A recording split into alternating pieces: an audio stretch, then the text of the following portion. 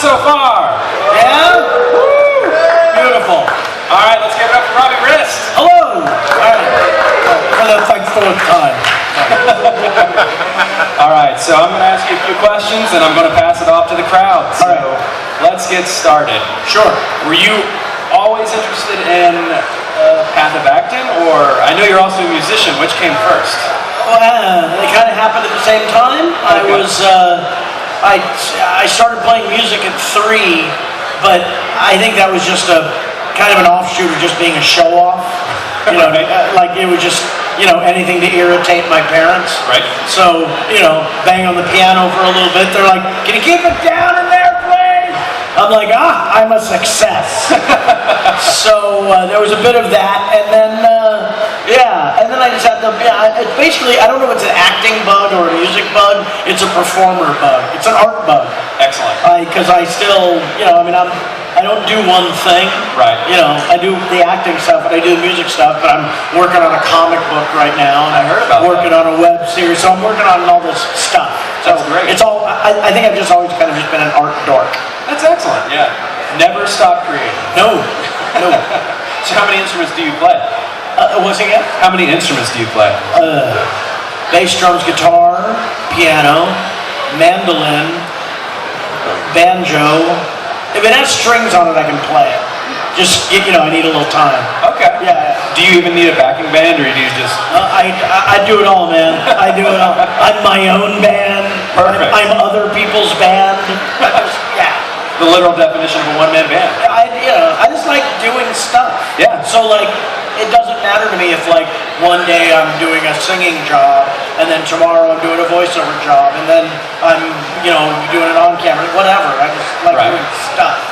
Right. I have to say, I got to see you perform at the Whiskey A Go-Go with the Tasmaniacs for the Voice Actors Rock concert out in LA Yes, a couple years back. Yeah. Which was an incredible lineup.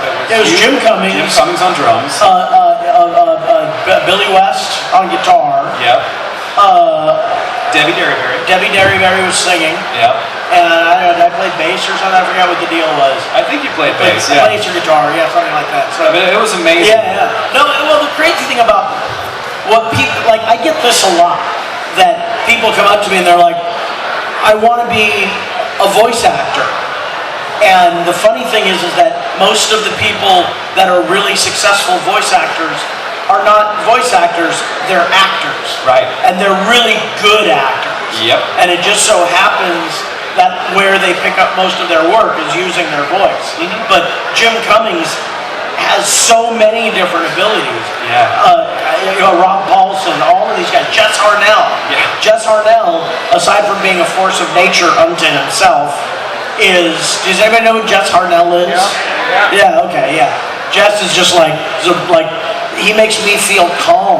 It's amazing. But I mean, have you seen his band, Rock Sugar? Oh, yeah. Really great. That was so. So all those people are just really great. You know, Debbie's a hell of a singer. Yeah, she is.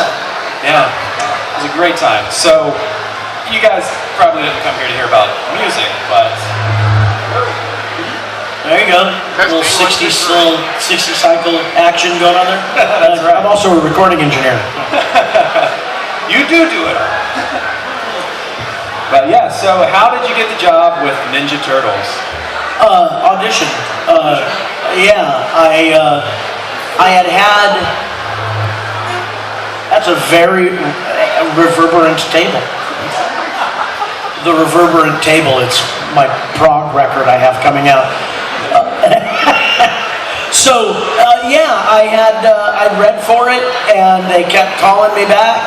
And the funny thing is, about a couple of years earlier, I was in a band with this guy who was a big comic book nut.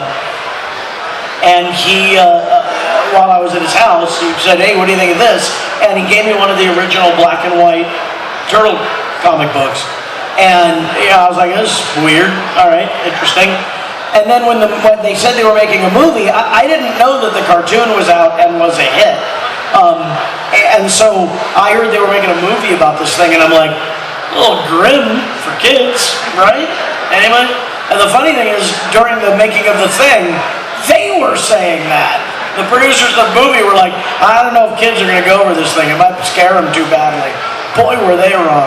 But then, yeah, I just read it a bunch of times and I picked it up. And I say all the time that, like, Michelangelo isn't really an acting job for me because I'm from the San Fernando Valley. And I graduated high school the year the song Valley Girl was a hit. And everybody in my world talked that way. So everywhere I went in my world when I was 17 years old, it was a universe of people talking like Michelangelo. Just nobody knew it yet. And so doing it was like, I understand this. These are the guys I went to high school with. So that's cool. Yeah. Just they weren't turtles. What? The guys you went to high school with weren't turtles. I didn't say that either. No. That's great. I remember, I think it was Rob or Cam or one of the guys from the original 87 series was talking about, they didn't think it would be a hit. Yeah. So going into it, I know you knew the comics, but were you flying blind outside of that? Like, did you think it would be a hit, or? I don't know. Yeah. I don't know, and I'm always terrible with that anyway because I have a friend who is the manager of some really big rock bands like Fall Out Boy and stuff like that. Right. And he said, "Hey, I'm thinking of taking on this band. Do you want to come see them play and tell me what you think?" And they were this really cool band from Cincinnati called Foxy Shazam. Oh yeah.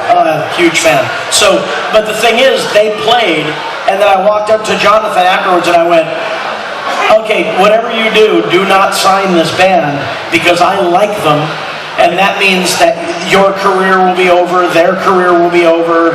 That just everything I like completely disappears off the planet. So I'm not the best judge of character when it comes to that." Right. I was in Valerian, and I'm watching that thing go by, and I'm like, "This is going to be massive! I'm a made man!" No. I guess you should never go with your gut, is what No, you said. I shouldn't. No.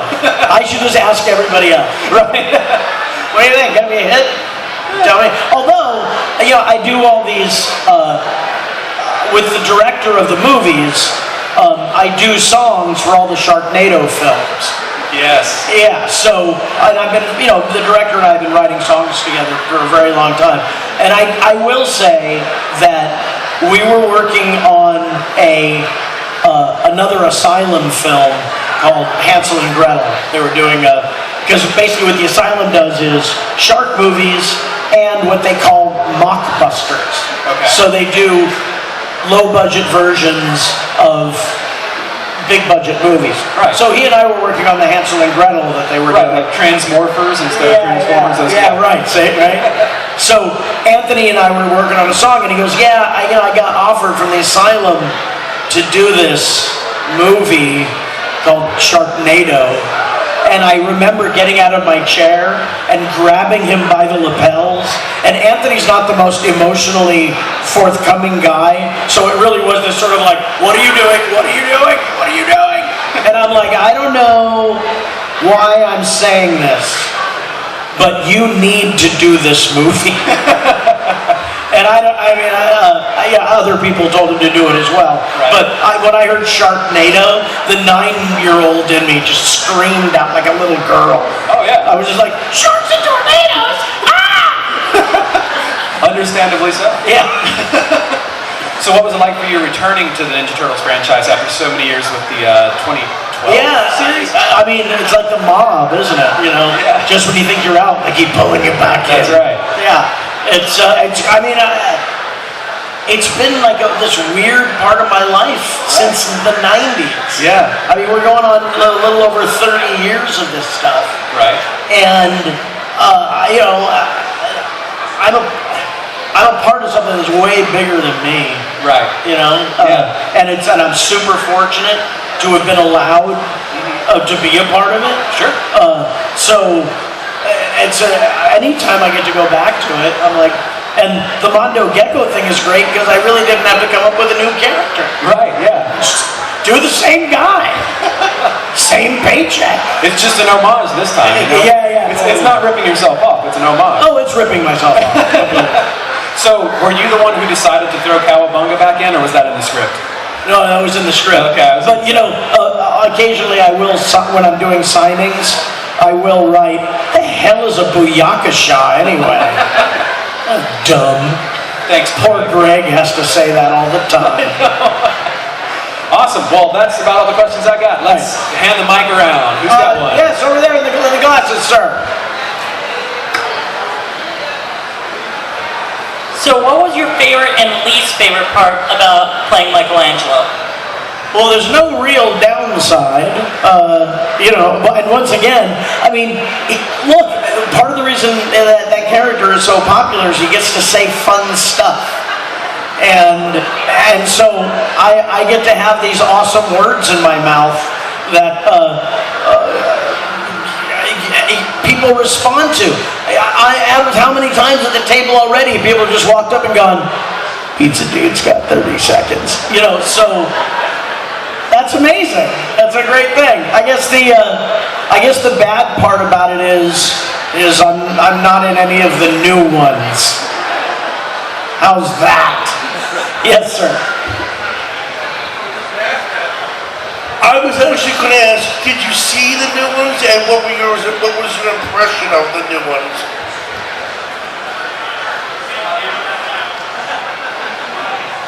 This is my impression of the new ones. I'm going to make them aliens. Shut up, Mike. Just be quiet. We're not interested in what you have to say about it. That's terrible. That's a terrible thing to say. He's a perfectly talented man out there making lots and lots of money. Is anybody familiar with epic rap battles of history? Yeah! All right. The Michael Bay one is, I'm all about the money! It's amazing. Anybody else? Yeah. Yes. Oh. You have to run around like this? Was it hard coming up with a voice for Michelangelo? One more time, a little louder. Was it hard coming up with a voice? Oh, that. There's a trick to it. The technology now, because I do Naruto, right? So for the Choji stuff, I'm doing exactly that automatic dialogue replacement stuff. And it's way easier now because if I'm a little late or a little early, some engineer can go, and then it's there. In the 90s, it was literally, you had to nail that performance, so it was a bit tricky at first, but it just sounds really dumb, but it's my job. Like some people have to split that rail, some people have to, get that stump cut in half with a big axe. I have to make sure that the lip flaps match. So. Yeah, okay. Hey, Rob. All right. What's up? Brandon. Yes. My bestie wanted to ask this. He says, do you remember those roles you did when you were a kid, and how do you feel that prepared you for what you are doing these days? Oh, well, I had the greatest on-the-job training.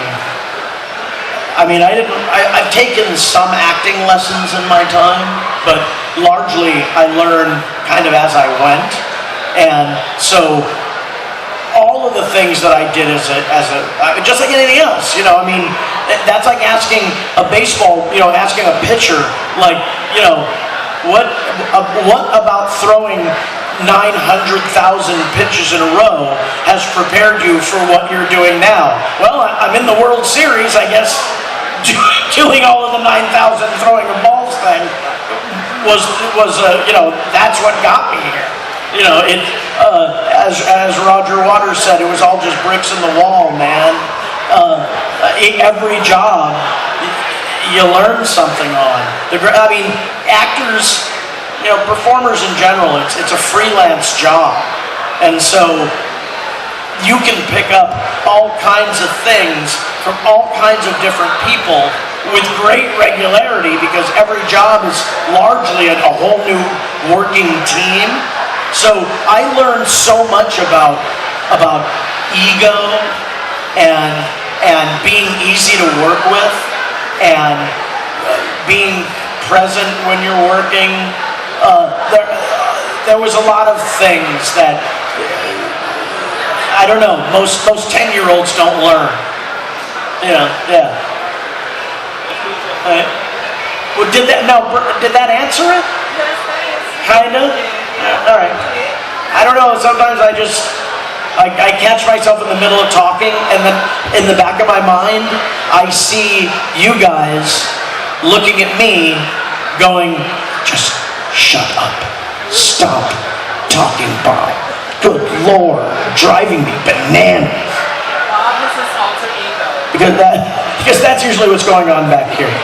Back here, there's a little voice going, "Shut up, Bob. They don't care." You sound like Raphael when you say that, not Michelangelo. What?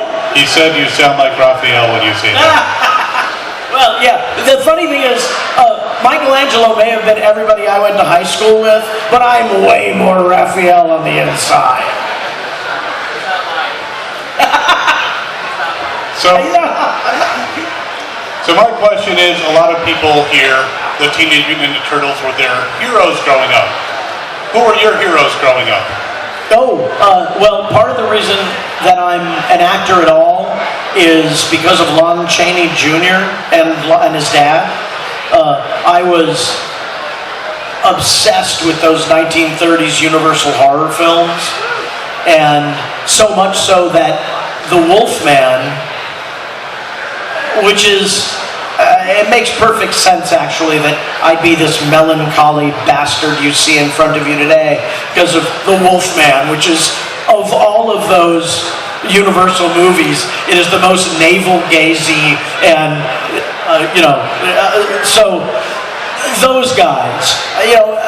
Also, music always informed what I did, so as an actor, I'm just as much influenced by Freddie Mercury as I am by Lon Chaney Jr. So, I mean, I take everything. It's all just entertainment is one big gumbo. Awesome. All right, got you here. Finally, this side of the room signs on. All right, great. Move my microphone. I was wondering if you'd be willing to say that famous line, "God, I love being a turtle." God, I love being a turtle!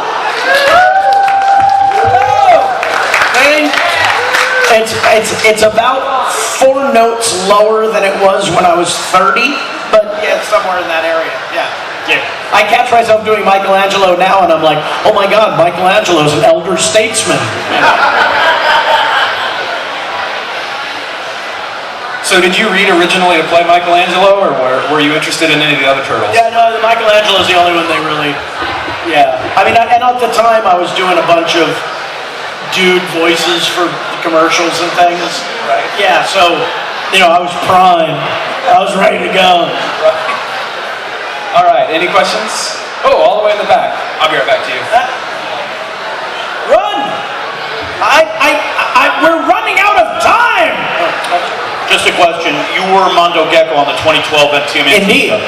Did they reach out to you, or did you hear they wanted a voice and you came in and auditioned? It's funny, a couple of times I've gotten jobs just because I was Michelangelo. And the producer of that show was like, he was trying to make it a throwback. He was trying to, sort of wink at the audience. So, yeah, they reached out to me. Another time, there was a Netflix series called Puss in Boots. They did an offshoot of the Shrek character thing.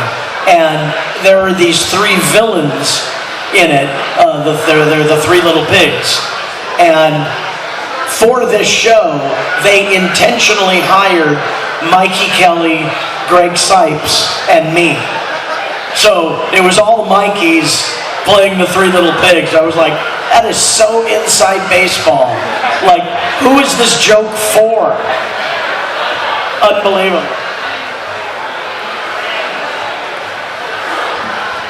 Right, so a lot of times voice actors are an ensemble cast, and a lot of times you're doing like voice work when you're in a booth.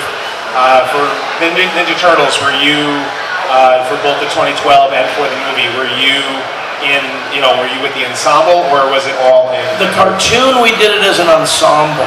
the original movies were all one actor at a time. Sometimes I marvel at how much everybody, like when you're a voice actor, your ears are your biggest ally. And it amazes me that it sounds like they're all talking to each other, even though nobody ever was in the same room together. Button. All right, welcome to show business. You're in. So would you say that it was a lot more fun, or you think it was easier to do it in the ensemble, or would you be? Oh, it's always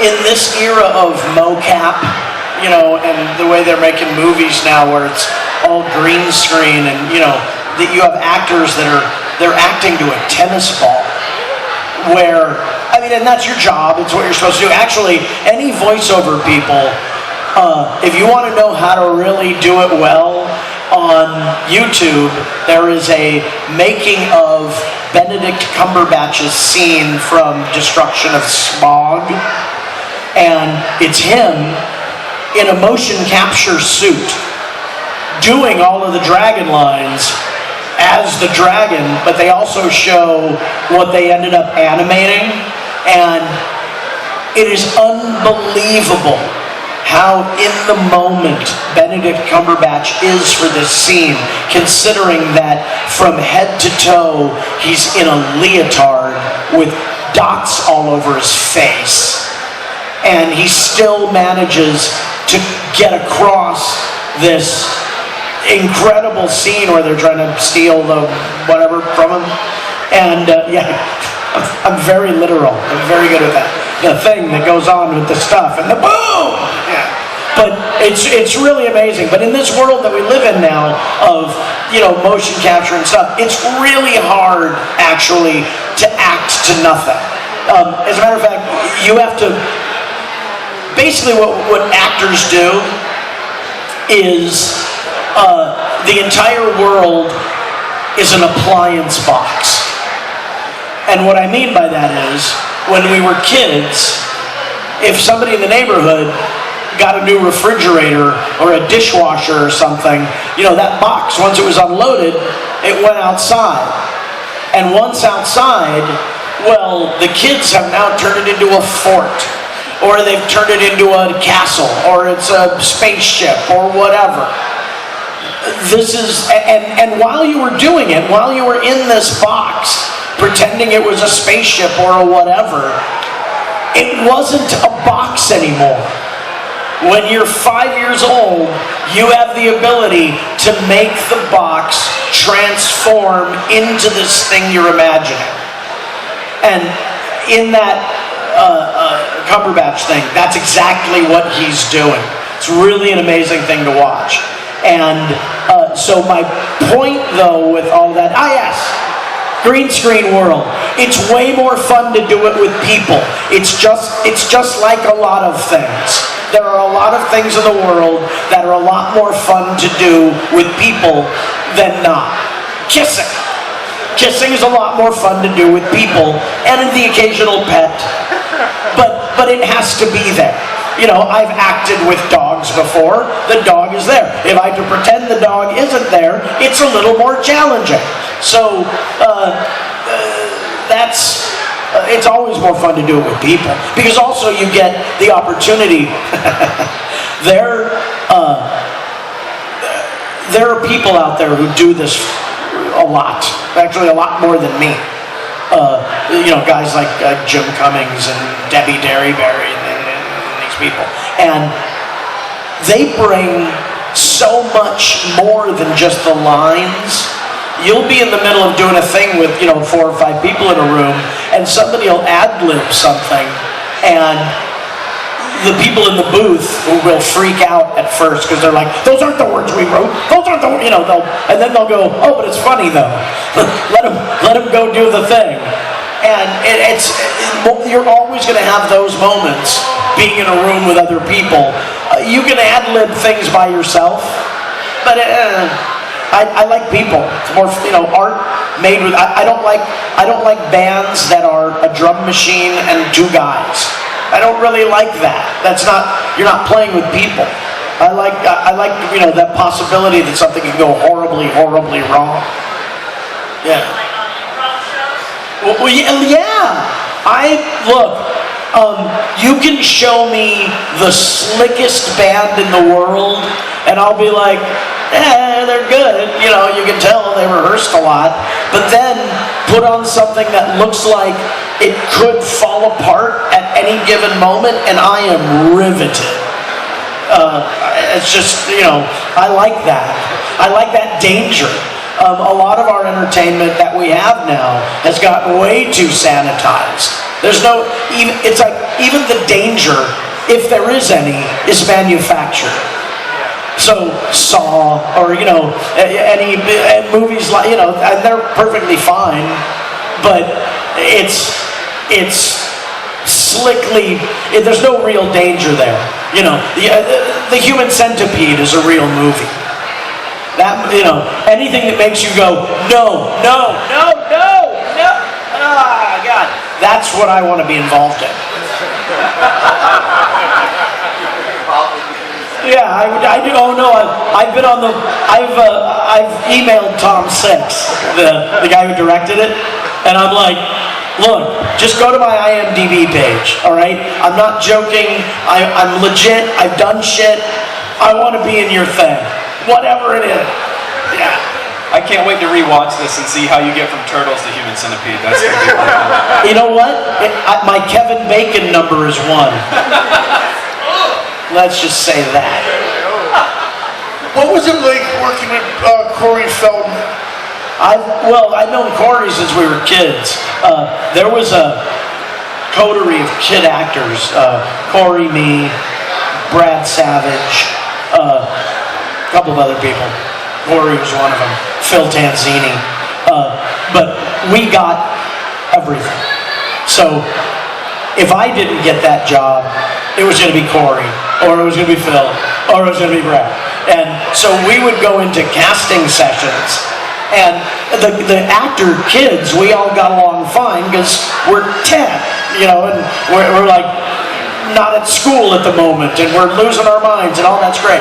We would walk into this thing, and we would see parents put their arms around their children like, there they are, So I've known Corey forever, and through it all, and Corey is, he's crazy as a shithouse mouse. But that said, the guy's got incredible skill, and he's a fearless performer. Much respect to the man.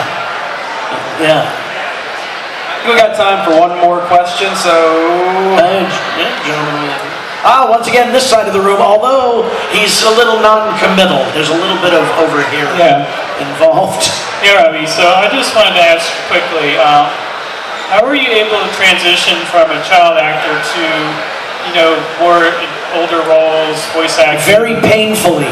And musicianship and all that. I don't know. It was all...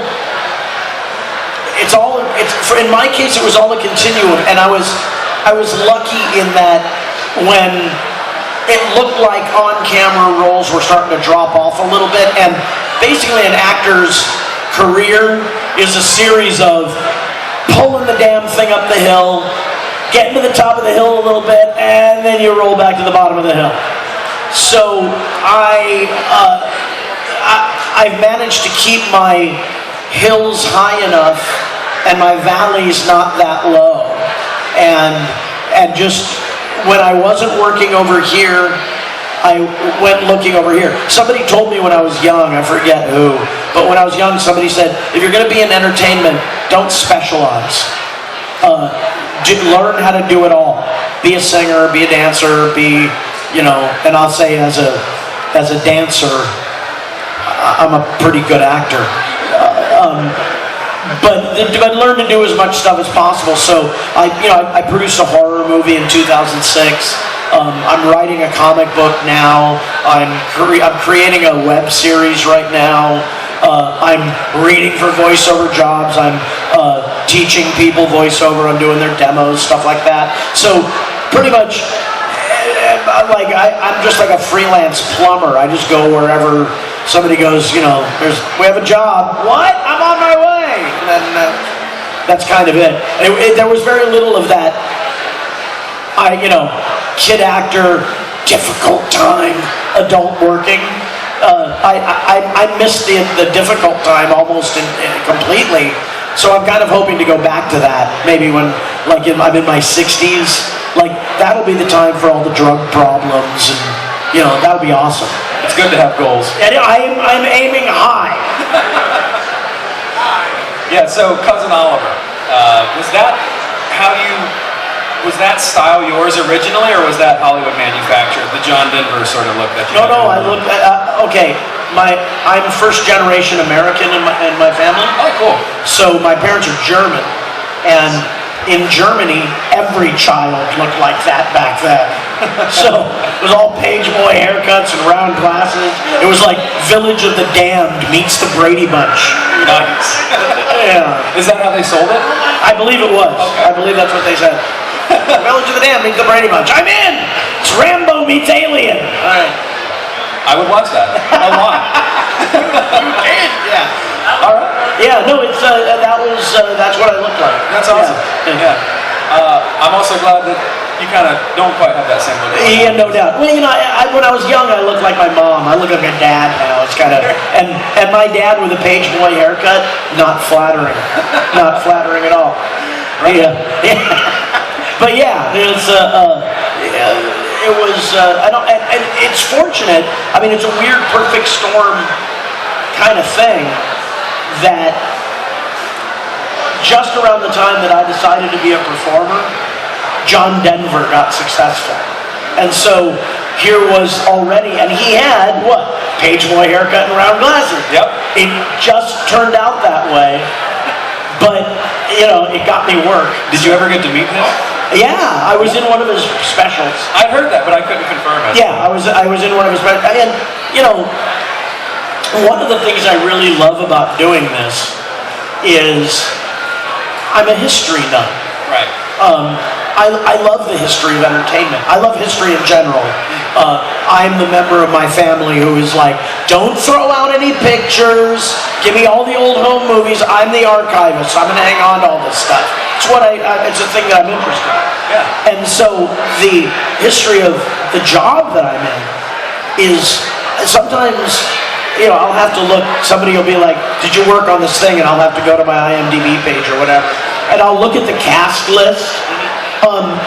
I was in a movie in 1991 with Julianne Moore. Oh, wow. And now I could talk about how bitter I am about different career trajectories and all of that, but the truth of the matter is, hey, I was in a movie with Julianne Moore. It's just crazy to me. Yeah. And there's all these on the John Denver thing, I worked with Dick Van Dyke.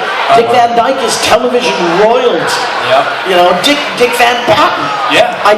Somebody just unearthed a anti-smoking film I did. It was 3 months after we shot the last Brady episode, and Happy Days was just started. Right. And this anti-smoking movie is Tom Bosley and the mom from Happy Days. Yes. Whose name I cannot remember. Yeah. Miriam. Yeah. So it's those two as a married couple living in the Brady house. And but anyway, it's Tom Bosley and Mrs. Cunningham. That is cool. Back when they were just kind of working actor people. Right. Like at one time, the Brady Bunch is like this. Yeah. It wasn't this iconic thing. It was just a television show. Yeah. And only over the decades of it sticking around have people, continued to help it grow. So, but back then, I have a Bandcamp. There's a RobbieRist.net. If you want to there's all kinds of stuff there, and Facebook and the regular social media platforms. And, awesome. And I'm like, I answer instant messages, whatever. Cool. Yeah. Cool. So go check out his music pages. Yeah. Download his songs legally. Yeah. And thank you so much for your time. Oh, thank you for having me, you guys, and thank you for great questions. It was delightful. Did the red shirt make it all the way to the end? No? Oh no! Red shirt's gone. What did I tell you? Didn't even make it to the end of the Q&A. Thanks everyone for your time and your questions.